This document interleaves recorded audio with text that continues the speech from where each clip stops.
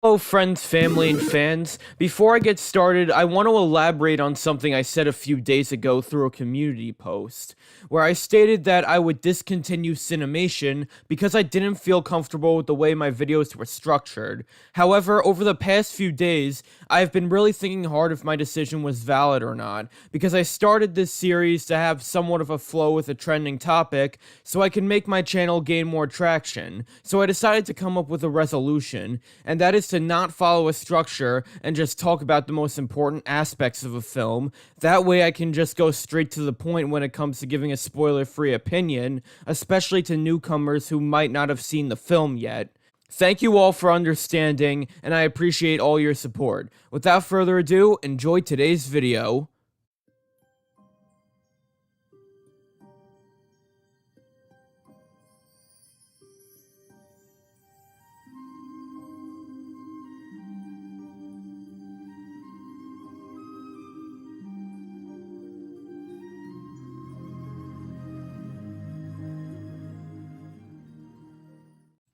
Wow, so I am very late to this movie, but you know what? Let's knock it out right now. Today we'll be taking a look at Pixar's brand new entry, Elemental, which released on June 16th. Right around that time, I was finishing my Spider-Man Across the Spider-Verse review, and after finishing that, I went on a family vacation, which felt really nice, especially during the summertime.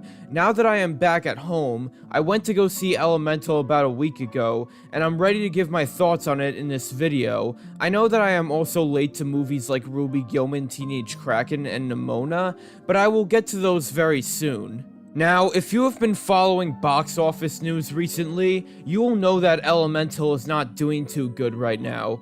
Okay, it was way worse before, because during its opening weekend, it only scored a total of $30 million, which is by far the worst opening of any Pixar film so far.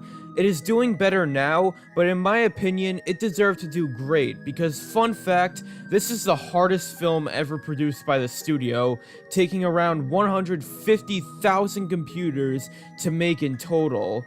And you can tell it took that much, because the presentation in this movie is probably the greatest one in Pixar history. There is so much to gaze in awe for in this movie, from the vibrant locations to the expressions on the characters, such as their lead roles Ember and Wade. And of course, there is the fact that their bodies are always moving, even when they are standing still.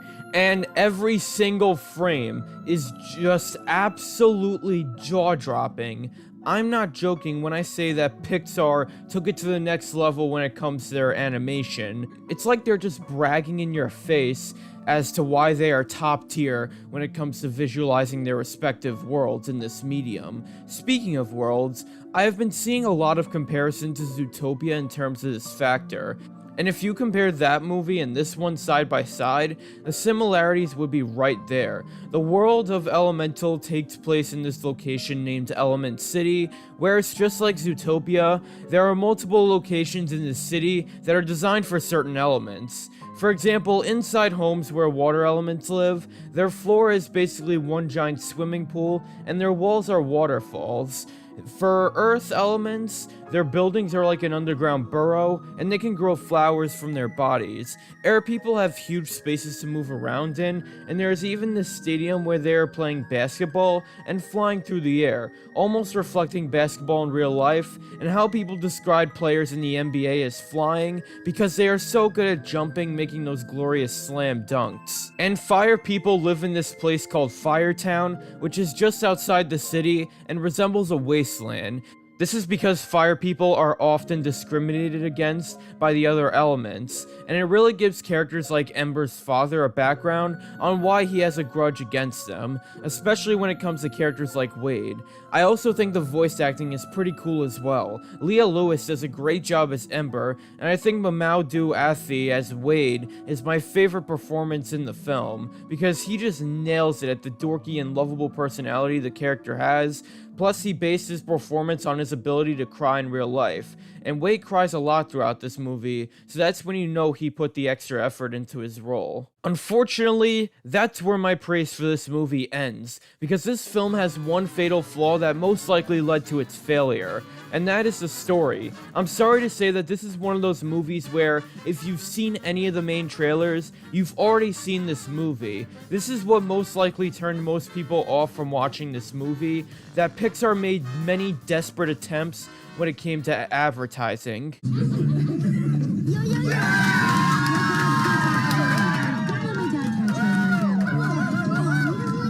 Guess how many scenes this character appears in? I'm not joking. Take a guess.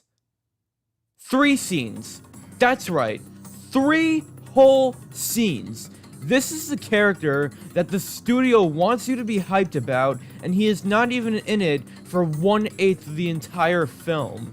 As for the plot, it does do some interesting things. I honestly thought the first hour or so of the movie was decent, as it mostly tries to focus on Ember and trying to make her father proud by showing she can take care of the shop without losing her temper, and how it leads to her going through a series of events to protect something that is so dear to him.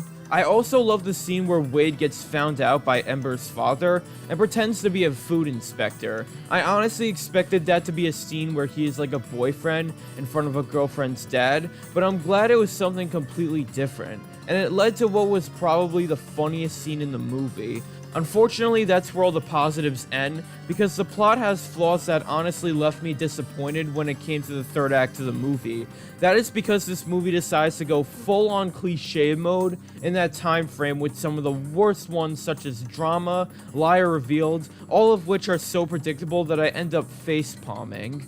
And I really hated this moment towards the end that I won't spoil, but it is probably my least favorite cliche in any piece of entertainment. All of these aspects brought my experience down tremendously, and it really stinks because I wanted to really like this movie, so I can motivate others to go see it, but I can't help but feel underwhelmed with the experience as a whole.